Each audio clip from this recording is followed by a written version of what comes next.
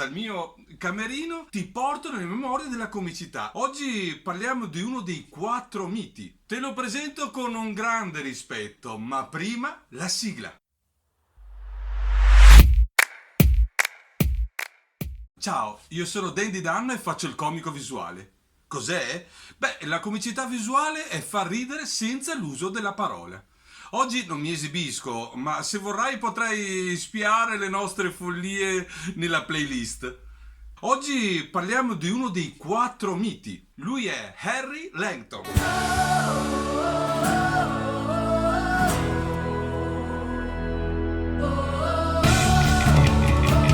Harry Langton era nato il 15 giugno 1884. È stato un attore, regista e produttore cinematografico statunitense. Stella di prima grandezza nel firmamento hollywoodiano all'epoca del cinema muto. La sua carriera è comune a diversi protagonisti dell'epoca pionieristica del muto. Prima acclamato primo attore del vaudeville e poi la rapida conquista del successo nel cinema, che gli dette una fama universale fino all'avvento del sonoro, alla quale però non seppe adeguare il proprio stile di recitazione, trascinandosi in seguito in produzioni minori, finendo per essere snobbato dallo star system hollywoodiano e quasi dimenticato dal pubblico. All'apice della sua carriera, intorno alla metà degli anni 20, rivestiva i panni caratteristici dell'eterno fanciullo, pur nelle sembianze di un uomo maturo, dalla timidezza e ingenuità disarmanti, tenero e romantico, candido e innocente, indifeso contro la malizia del mondo circostante, dalla faccia rotonda, semplice, piatta, che pareva disegnata appunto per un fumetto, ma seppe rivaleggiare alla pari con le altre grandi stelle del silent, tipo Charlie Chaplin, Buster Keaton e Harold Lloyd, accattivandosi i favori del pubblico.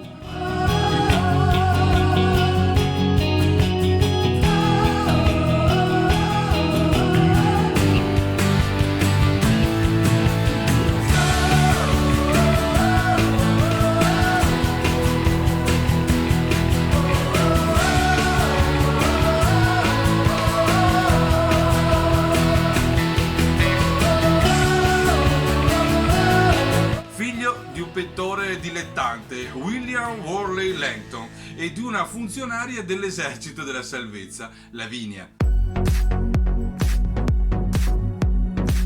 Pensa che appena dodicenne si allontanò dalla casa paterna per seguire un ciarlatano imbonitore, uno dei tanti medicine man dell'epoca che spacciavano per medicinali i portentosi intrugli dell'acqua colorata. Il tipico ciarlatano che si vede anche nel film di Django, è presente? In seguito si aggregò a svariate compagnie di attori dilettanti e modeste troupe circense, presso la quale fu ginnasta e acrobata, imparando l'arte della recitazione ma anche quella circense. Ogni volta che ritornava a casa dai genitori portava premi e riconoscimenti guadagnati nei vari concorsi a competizioni artistiche in cui lui si cimentava spesso. Era fiducioso nei propri mezzi, infatti si autofinanziò le sue prime produzioni di sketch che proponeva negli spettacoli di vaudeville, affermandosi in breve come promessa del genere. Nel 1903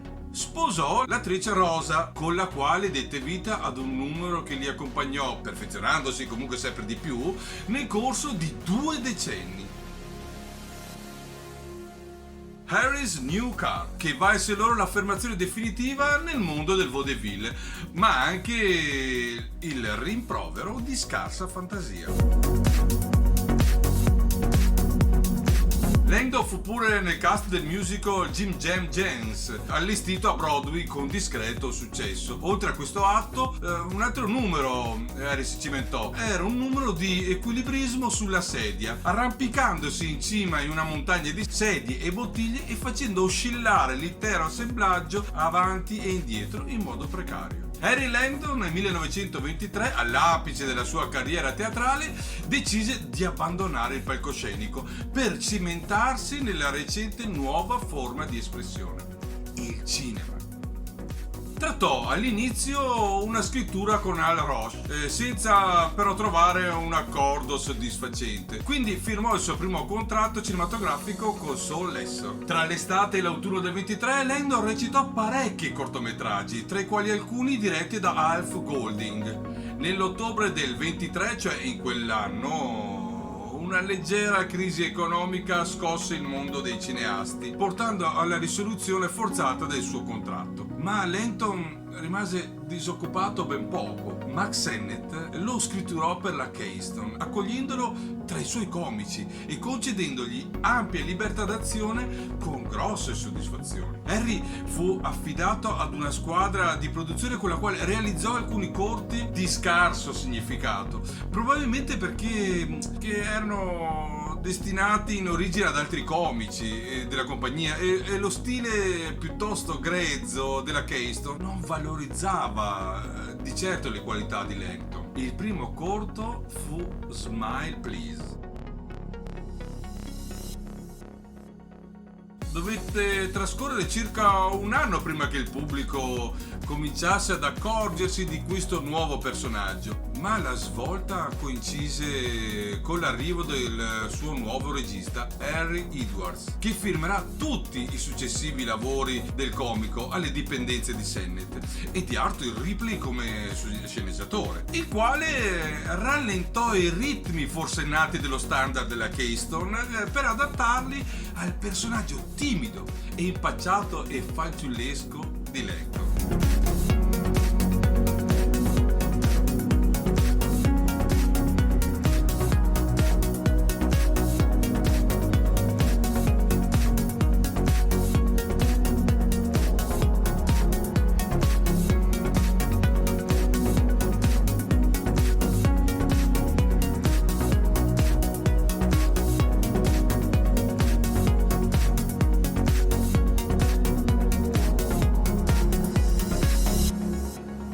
Agli inizi del 1925 si aggiunse in qualità di coautore un giovane Frank Capra.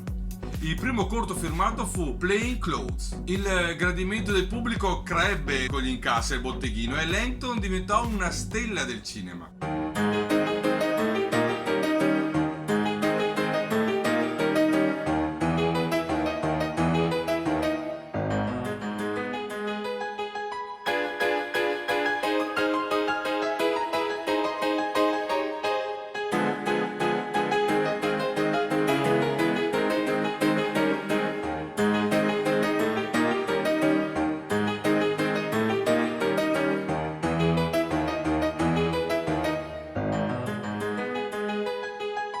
Dai 2 rulli classici del momento si passò ai 3 rulli di Eyes First Flame, adeguandosi alla tendenza delle altre star, e fu seguendo l'esempio di queste che, dopo 2 anni di collaborazione alla Keystone, Langdon si scollegò dalla supervisione di Sennett per firmare un contratto triennale con la First National del suo primo produttore Lesser, dedicandosi alla produzione di almeno 2 film all'anno. La sua troupe al completo lo seguì. Il primo film di corsa dietro un cuore del 1926 riuscì felicemente, ma sfiorò il budget preventivato e come era costume in casi del genere costò il posto al regista Edwards. Langdon passò la regia a Capra, che diresse La Grande Sparata del 1926, ma già alla seconda lavorazione gli screzi tra Ripley, Capra e lo stesso Langdon pregiudicarono il buon esito della collaborazione. Langdon si rese conto di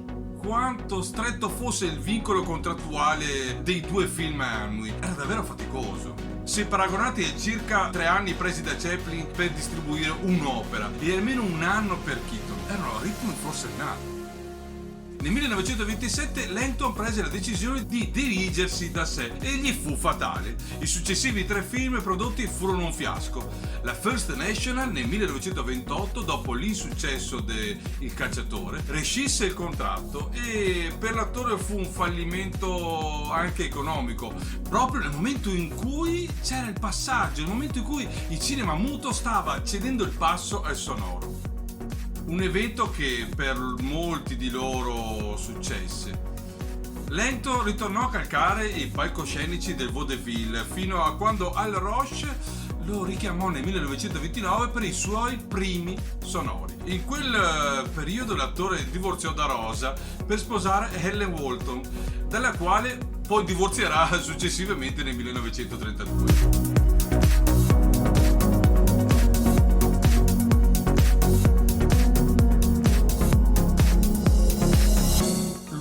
Bambino clownesco con il tempo di risposta da intontito. Sbatteva le palpebre, si fermava, si chiedeva, dubitava, si mordeva provvisoriamente le unghie del pollice. Questo era guardare il piccolo elfo comico che c'era in lui.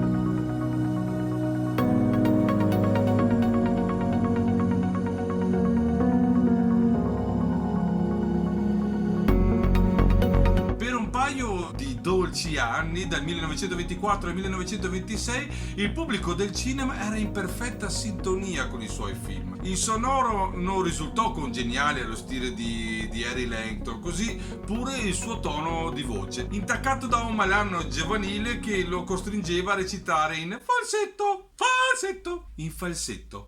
All'ottavo cortometraggio Roche ruppe la collaborazione. Con la carriera ormai al tramonto, l'attore trovò scritture per produzioni minori con la Columbia Pictures e la Monogram, trascinandosi in parti a volte da protagonista e altre da comprimario. Harry ha avuto la sfortuna di raggiungere il picco presto, all'inizio, ma la realtà è che la carriera cinematografica di Langton è durata 20 anni.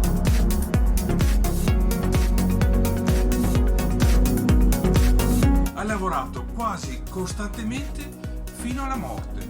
Harry, secondo me, aveva dentro di sé il talento per fare molto di più. Ha fatto un grandissimo lavoro e spesso davanti a un pubblico considerevole. Harry Langton era un talento enorme e lo è rimasto per tutta la sua carriera. Come quasi tutti i comici del cinema muto, Langton ha avuto un periodo di tentoni prima che il suo iconico personaggio del film muto venisse alla luce, ma poi ha guidato questo personaggio verso la fama come un razzo. Si è aggrappato al personaggio che lo aveva reso famoso forse per troppo tempo. Nel 1934 sposò Mabel Shelton, dalla quale ebbe un figlio, Harry Langton II, destinato a una brillante carriera quale apprezzato fotografo. Continuò la collaborazione con Al Roche come autore di gag per Laurel and Hardy e recitò anche al fianco di Oliver Hardy in Zenobia del 1939. Intanto lo stile delle sue produzioni dei tempi d'oro continuava a influire sulla nuova generazione di comici, Laurel compreso, ma il pubblico e lo Star System lo dimenticarono. 3 giorni prima del Natale del 1944, cioè dunque il 22 dicembre, a Los Angeles, il 60enne Harry Langton fu stroncato da un'emorragia cerebrale. Come capitò ad altri protagonisti dell'epoca del muto, non ebbe la fortuna e la soddisfazione di vedersi riscoperto e rivalutato. Le sue spoglie riposano presso il Grandview Memorial Park di Glendale in California e nel 1977 la sua città natale, Council Bluffs, istituì l'Harry Langton Day e nel 1999 gli intitolò Larry Langton Boulevard. Oggi esiste, di solito a settembre in California, l'Harry Langton Film Festival, un modo bellissimo per poter amare questo grande comico che ha lasciato il suo piccolo elfo tra una risata e l'altra. Grazie per essere stato con me. Iscriviti al canale e lascia un commento se sei arrivato fino a qui. Al prossimo video. Ciao!